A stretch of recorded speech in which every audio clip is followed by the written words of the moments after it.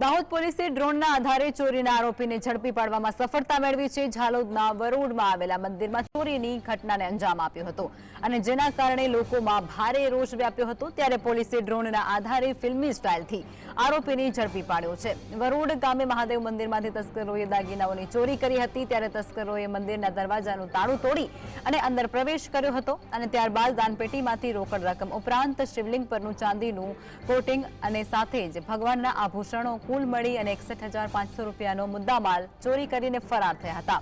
વહેલી સવારે મંદિરના દરવાજાની તૂટેલી હાલત જોઈ અને સ્થાનિક લોકોએ લીંબડી પોલીસને જાણ કરી હતી। પોલીસે તાત્કાલિક કાર્યવાહી કરી અજાણ્યા તસ્કરો સામે ફરિયાદ નોંધી હતી। ત્યારે એલસીબી પોલીસે ડ્રોન કેમેરાની મદદથી વિસ્તારમાં સર્ચ ઓપરેશન હાથ ધર્યું હતું અને જેમાં તસ્કરોને ઝડપી પાડવામાં તેઓને સફળતા મળી હતી। પોલીસની આ કામગીરીને ગુજરાતના ગૃહ રાજ્યમંત્રી હર્ષ સંઘવીએ બિરદાવી હતી અને દાહોદના એસપી તથા તેમની ટીમને અભિનંદન આપ્યા।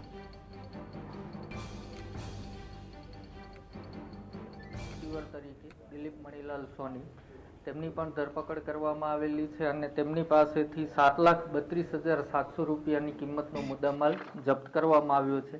આરોપીનો ગુનાહિત ઇતિહાસ જોઈએ તો રાજેશ લાલા ડામોર અગાઉ 10 જેટલા ઘરફોડીના ગુનાઓમાં અલગ અલગ જિલ્લાઓમાં એમની ધરપકડ થયેલી છે અને દિલીપ મણીલાલ સોની 16 ગુનાઓમાં પકડાયેલો છે, જે પૈકી એને અમરેલીમાં પાસા પણ થયેલી છે।